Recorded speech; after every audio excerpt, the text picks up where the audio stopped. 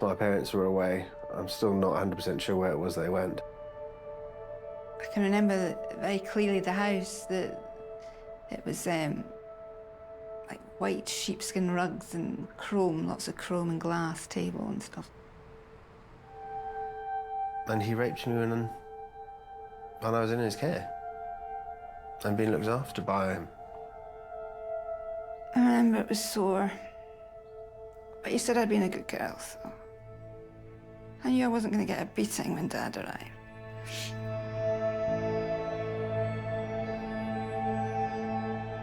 In August last year, John Watt, a well-known QC and former member of Scotland's legal establishment, was jailed on historic child abuse charges.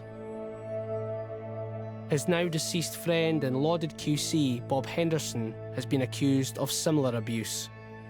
For decades, their victims have lived without justice. Now, we ask who knew about their crimes and examine claims they used the infamous Magic Circle conspiracy as a smokescreen for their abuse. On Disclosure, we go beneath the Magic Circle affair.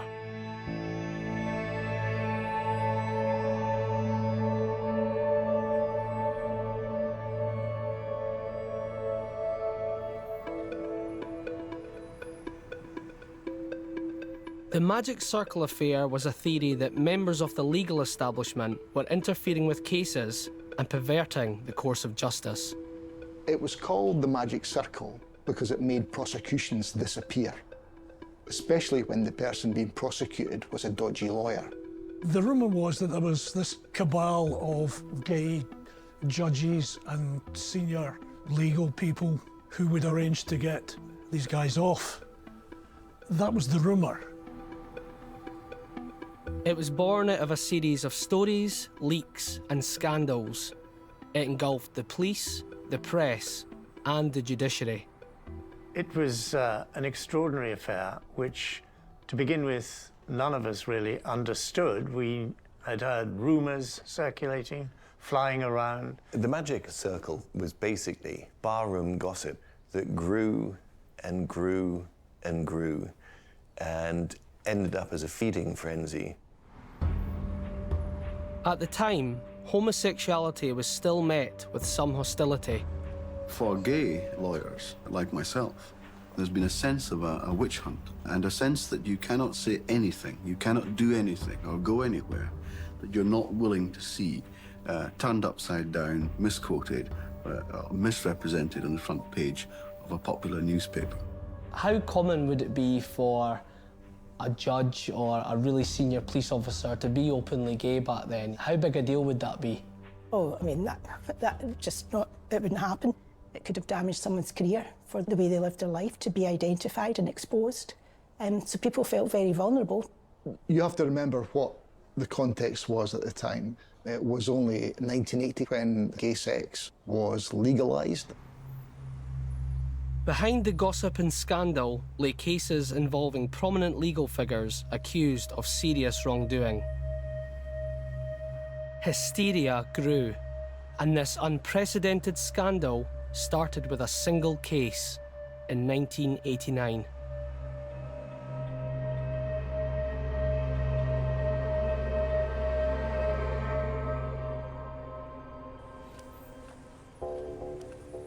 The legal world in Edinburgh is based in the medieval old town of the city, around Parliament Hall, where the old court system is.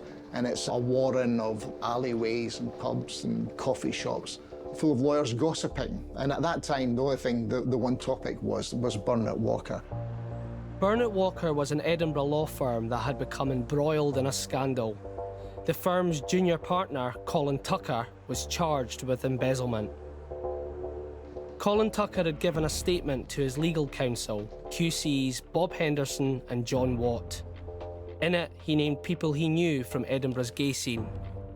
Gossip began to spread that the names included members of the legal establishment whose secret lives could leave them exposed to blackmail. Tucker's list, as the statement came to be known, quickly became central to the Magic Circle affair. One of the names said to be on the list was a sitting judge, Lord de Vere. With rumours circulating, he was called to a meeting with the Lord President, Scotland's most senior judge, Lord Hope. At this meeting, De Vere admitted to visiting gay saunas and having regular casual sex with other men. The crucial question for me was he prepared to stop that activity because he might expose himself to blackmail? The fact that he was gay was of no concern to me whatever. It was agreed that because of the professional risks, Lord De Vere had to resign. The true reason for his departure was kept from the public. Soon, rumours that other judges were also secretly gay and open to blackmail were spreading fast. In a bid to end the speculation, Lord Hope decided to tackle the issue head-on. What happened was that I was given a list of the names of the various people I should see, editors, at the editor's level, and I invited them to this room.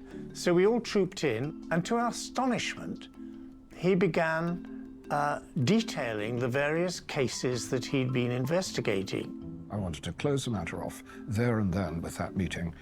Full stop, off they go. Arnold Kemp, for instance, editor of the Herald, hadn't brought a notebook at all, so he fished out his checkbook and started scribbling notes on the back. And I think at that point, Lord Hope must have realised that things were not going quite as he had planned. The man from the Sun stood on my doorstep and shouted, "Close pages 1 to 4, which made it clear to me that there was obviously going to be a lot of press attention. The next morning, Lord Hope's briefing was splashed across the front pages. The fact that Lord Hope sat there and went into it in such detail gave us all the currency we needed to move it from rumour to the front page. The truth of Lord De Vere's departure was revealed. One of the most senior judges in Scotland has resigned after allegations of homosexual activity. 2 other judges, both members of Scotland's Supreme Court, the Court of Session. I really had no alternative if I was to achieve the 2 objects of being trusted completely, fulfilling my responsibilities, which I undoubtedly had to investigate and reach conclusions, and secondly, that there would be no further questioning because I had closed the matter off. Despite the headlines, no other judge was named and no evidence of wrongdoing was ever found.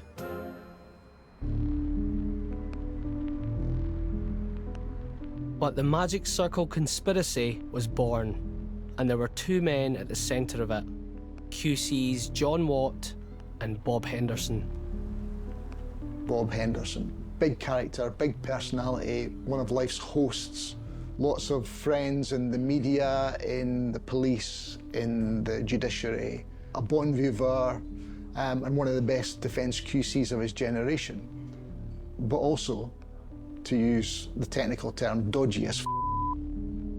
Against Tucker's wishes, Henderson and Watt had kept copies of the so-called list, and one of them was keen for people to know it. Bob Henderson made it absolutely clear to anyone who's prepared to listen to him that he had this list, and people believed the list existed. They believed the list was dynamite. There was constant talk about who was on that list, and this was being read as a threat. It was, you know, you come for me and I will expose these people, I will expose their clandestine life. With De Vere already gone, it appeared to some that the so-called list could be useful for Henderson and not just an idle threat. He was, at the time, facing a long-running fraud investigation. That case was eventually dropped. What interested us wasn't whether or not anybody was gay, okay? We came to this because we believed there to be an attempt to pervert the course of justice, that people were using threats of blackmail to sway the decisions of prosecutors, to sway the decisions of courts. So this for us was a question of the integrity of Scottish justice. At the same time, the police launched an operation which was to become central to the Magic Circle theory. Operation Planet was an investigation into the alleged abuse of a number of young males recruited into sex work, known at the time as rent boys. Retired police detective Charlie Orr was one of the leading investigators on the case. This is boys, youngsters, been taken to locations to be abused by elder men and paid. It's not a career choice, it's exploitation and abuse. The investigation was sparked when a 16-year-old boy went missing from a children's home. He was discovered in a bedsit in Edinburgh's Newtown, having been drugged and coerced into paid sex with a number of older men over the course of 10 days. The test was watertight. It was watertight. We had no problems with it, and neither did the Crown Office. 57 charges were brought against 10 people on a range of crimes, including sexual offences against 9 young men and boys. In the weeks before the case went to court, another rumour began to spread that one of the so-called rent boys was about to testify that the trial judge was one of his clients. Suddenly there was a risk that if this case went to trial, there could be huge embarrassment for the legal establishment, and the source of the rumour seemed to be a lawyer defending one of the accused. Now, the premises at Iona Street will consist That lawyer was Bob Henderson. Lounge, a steam room. Bob Henderson was the king of gossip. He would be very happy sitting in a bar, chatting away to anyone who was happy to listen to him, and he was such a good storyteller. The rumour appeared to be given some credence when the cases were heard in court. The advocate depute, that's the prosecutor for the Crown, accepted not guilty pleas for 47 of the 57 charges. 5 men walked free. 4 men pled guilty to a reduced number of charges relating to just one boy. Bob Henderson and John Watt represented 2 of those men. Only 1 man went to trial. The jury returned a verdict of not proven. I thought, what's happened? What's happened here? Plea dealing goes on before trials. I know that, but not to the extent it went on that day. We were told that this decision, this dropping all of these charges, was the decision of the advocate depute. I still don't believe to this day that he took that decision off his own back. The advocate depute later explained that he did not consider it would be in the public interest to lead distasteful evidence during a long trial about consensual homosexual acts involving the other young men. We've been given access to files relating to the Operation Planet case to better understand the stories of those involved. Most of the boys in this case were teenagers, and many, it seems, were vulnerable. These case files appear to outline how they were targeted and recruited into sex work by an older man. He called these boys his chickens.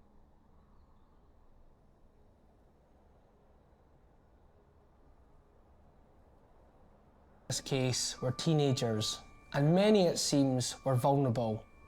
These case files appear to outline how they were targeted and recruited into sex work by an older man.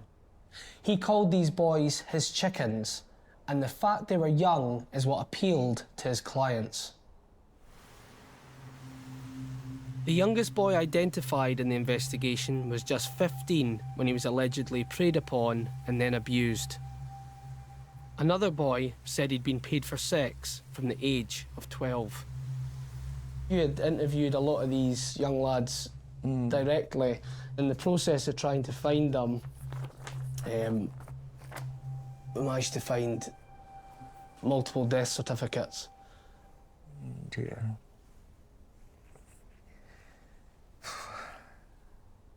You know, I was going to ask if you had ever traced them.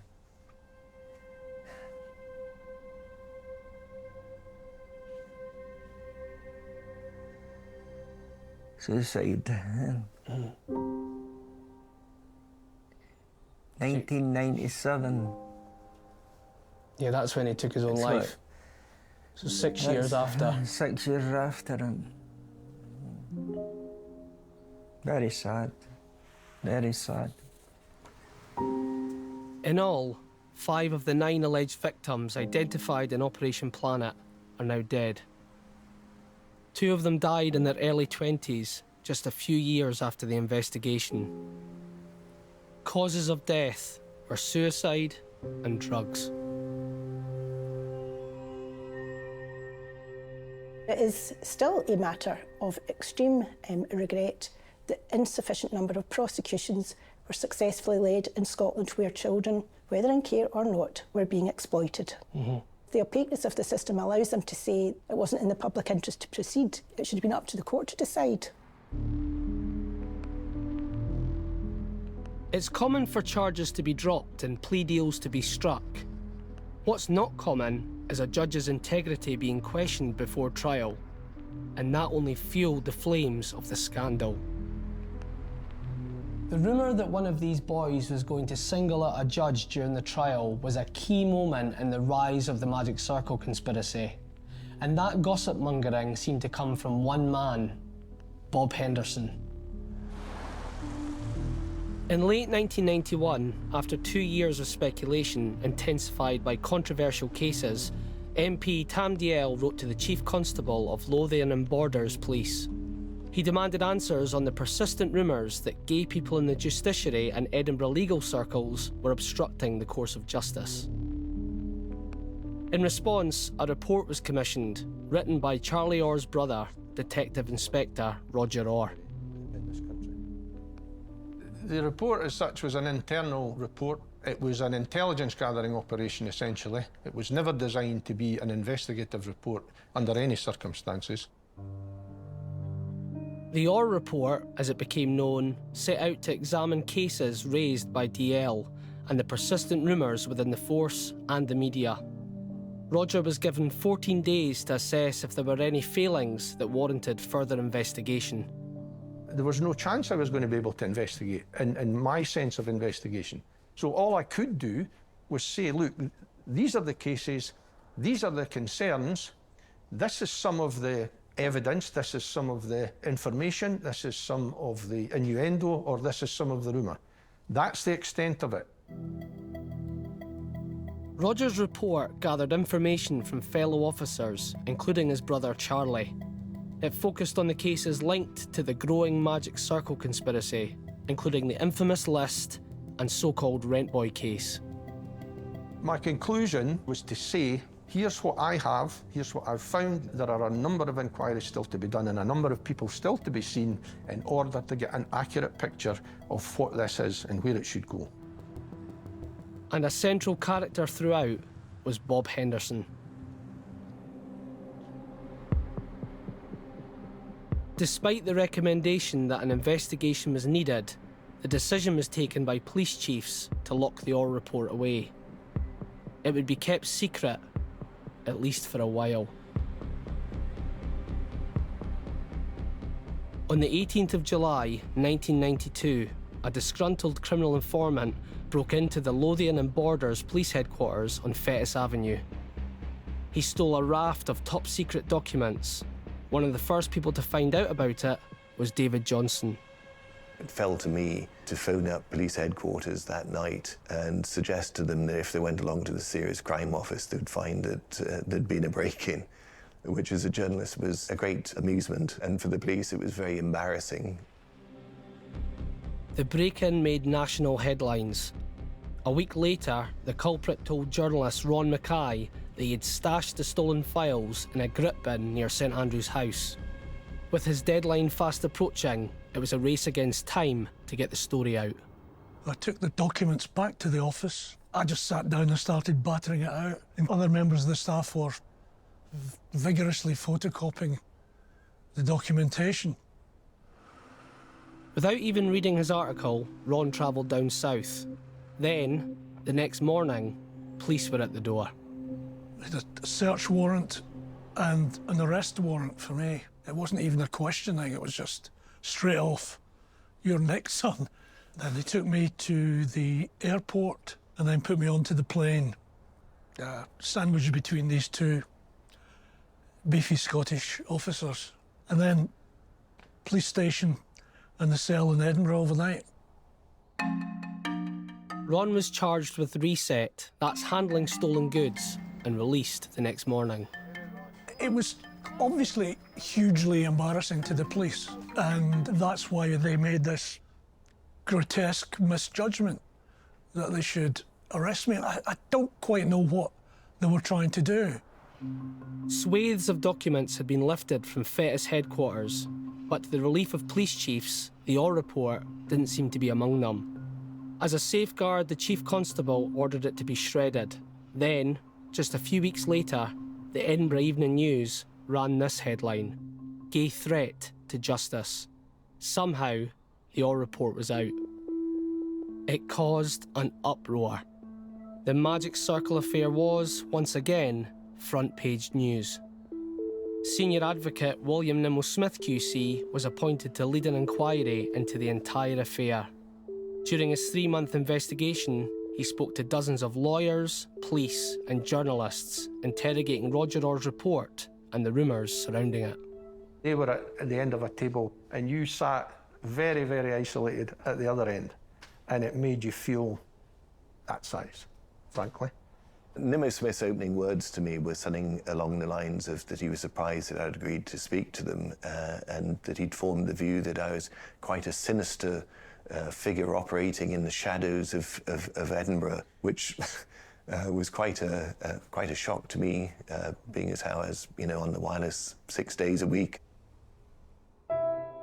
The Nimmo-Smith inquiry was released in January 1993, 3 years after Lord de Vere's resignation. It concluded there was no evidence of a conspiracy to pervert the course of justice. Well, Lord Nimmo-Smith, as he became, had a difficult job to fulfil. I thought his report was very accurate and very helpful. I think people were surprised at the detail in it. In broad brushstroke terms, I think people were happy that it was pretty near the truth. Mm-hmm. Over 101 pages, the inquiry considered the handling of the 5 cases identified in Roger Orr's report and found no evidence of wrongdoing. At Westminster, questions were raised about the inquiry's independence.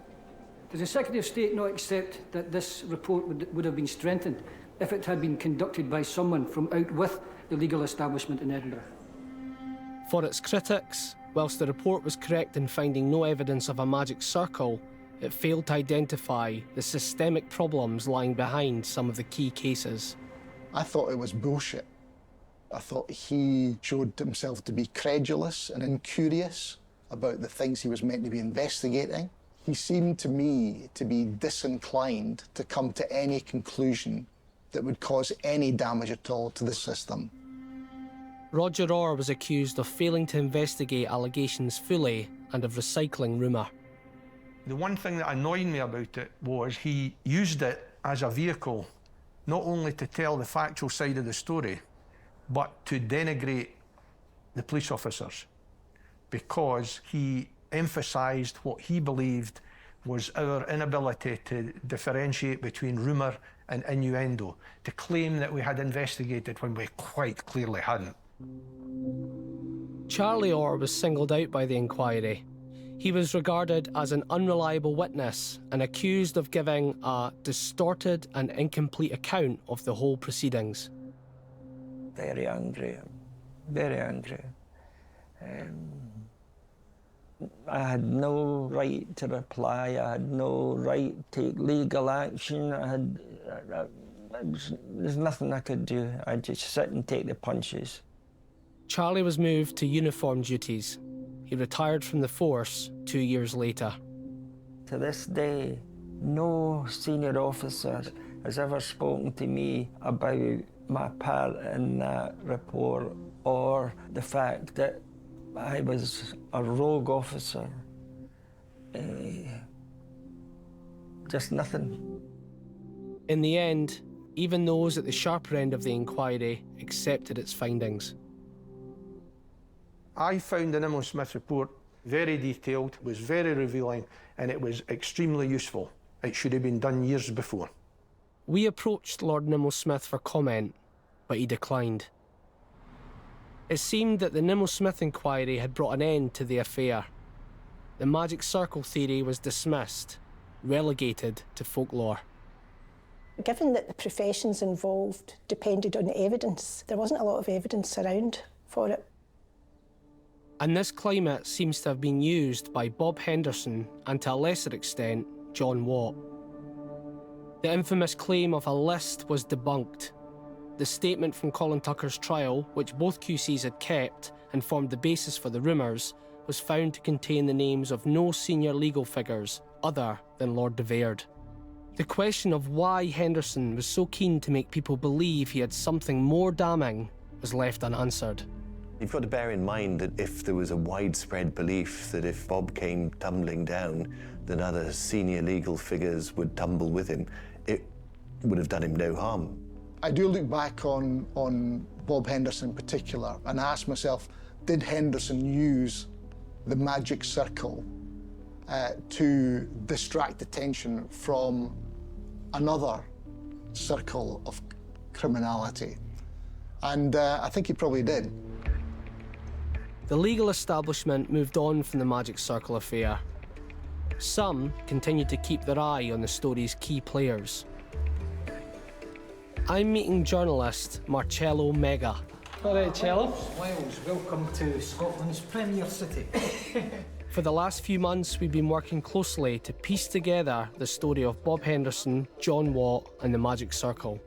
I became aware in the late 1990s that there was a woman who was keen to talk to me, and I knew that this woman wanted to tell me that she had been sexually abused as a child by Robert Henderson QC.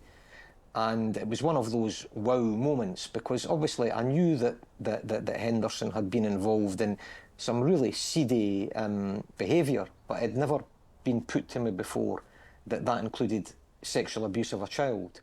So the woman told Marcello how Henderson had abused her throughout her childhood.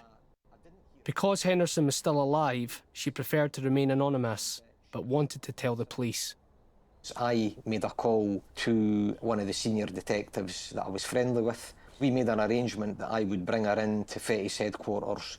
He would greet us, he would speak to her, he would tell her what would be involved in telling her story to the police.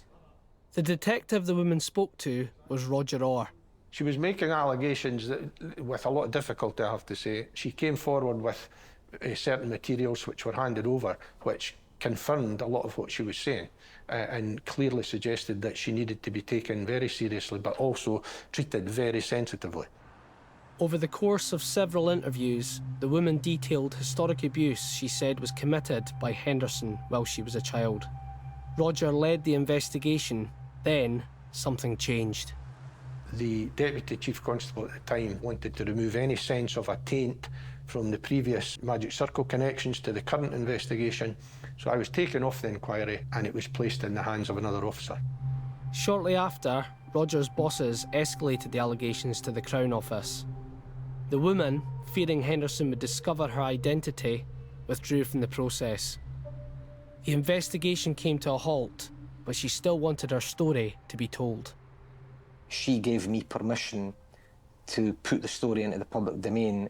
So that was a front page story at the Sunday Times in 2000. And key thing was that he didn't try to sue, he didn't threaten to sue. He just kept his head down. Marcello's article was the first time allegations about Henderson were made public. By now, Henderson was living in the south of France and no longer a fixture of Edinburgh's legal scene. The story faded away. Bob Henderson died in 2012 as a largely celebrated lawyer. His obituary in The Scotsman made no mention of the allegations against him. 2 years after Henderson's death, the woman went back to the police. With her alleged abuser dead, she now had the confidence to report her story without fear of reprisal. She also wanted to go public, and so waived her right to anonymity. Her name is Susie Henderson. Bob Henderson was her father. My dad was very much children should be seen and not heard, and the wife was stuck to the kitchen sink and did all the cleaning and looked after the children. When did it become much darker? From a very early age, he was very, very abusive in every way, emotionally, physically, and everything. Susie says her father sexually abused her throughout her childhood. He would come home drunk and he'd say things like, I'm going to take Susie for a nap. And my mum wouldn't question that. I was still young, you know, and he would abuse me. He would take me for baths and he would abuse me in the bath. I remember I had my own room and I used to have all these dolls, and I'd put all these dolls round me thinking that when he came to get me in the night, he wouldn't know it was me. Because he wouldn't see I was a person. He would see, that's your young mind, you know, thinking that because of all the dolls, he wouldn't recognise me. Susie says it wasn't just her father who was abusing her. She says that over the course of her childhood, she was assaulted by a number of her father's friends. I was taken to parties and, you know, basically just, you know, it was just a way of life. I didn't think it was any. It wasn't until I was a lot older that I realised that I just presumed every man did that, you know. At what point did your father start taking you to these, you called them parties, where more abuse happened?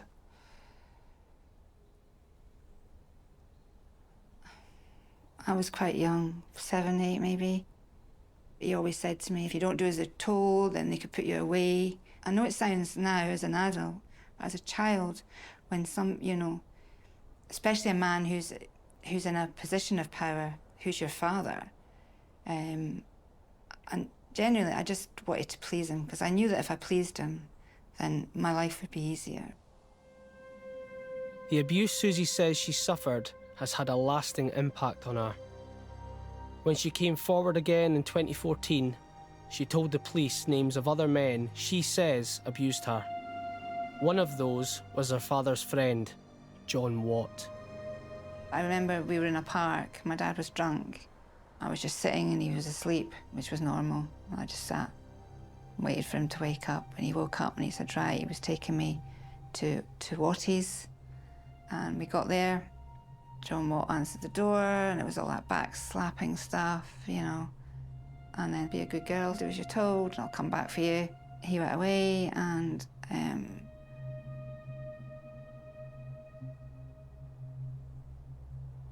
was taken over to the couch, and I was kneeling down on my knees, and I had to perform, well, you know, on him. And then he lifted me up onto the couch and he raped me anally and vagina. That was John Watt? Mm-hmm. I remember him pulling my hair.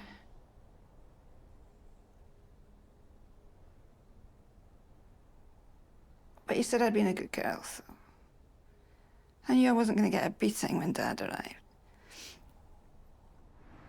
Following Susie's disclosures in 2014, Police Scotland opened a full investigation into John Watt.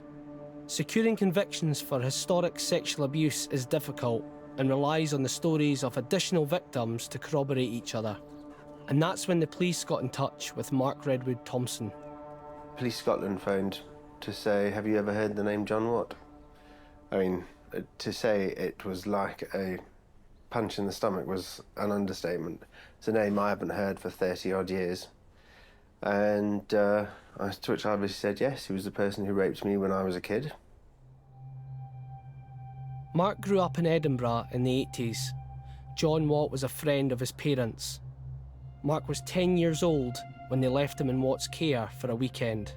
It was then, at Watt's house, that he was raped.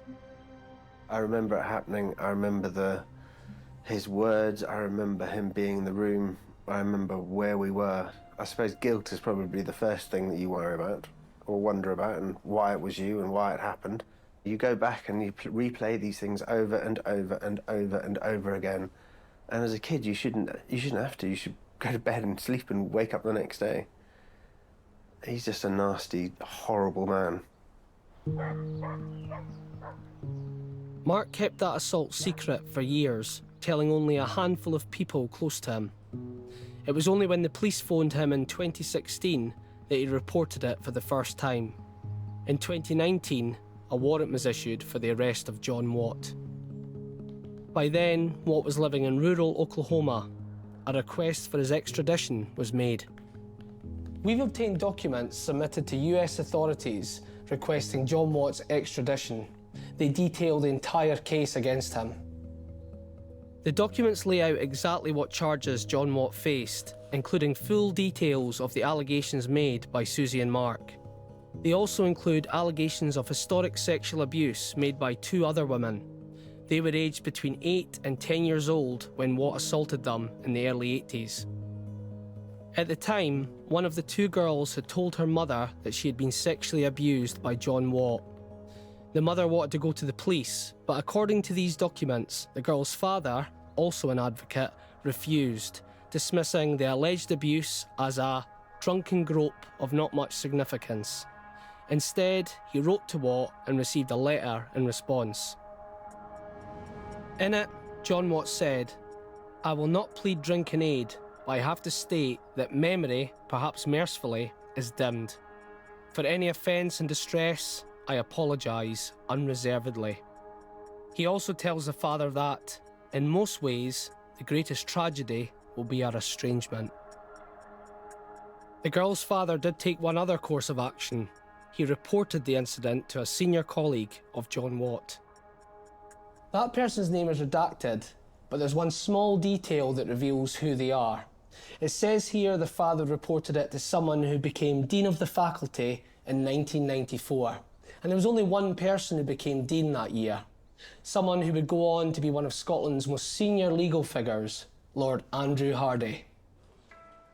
At the time, Lord Hardy was an advocate depute prosecuting cases on behalf of the Crown. At Watt's trial, the jury heard that the victim's father reported the incident involving his 8-year-old daughter to Lord Hardy. It's unclear what information was disclosed to Lord Hardy about the assault by John Watt.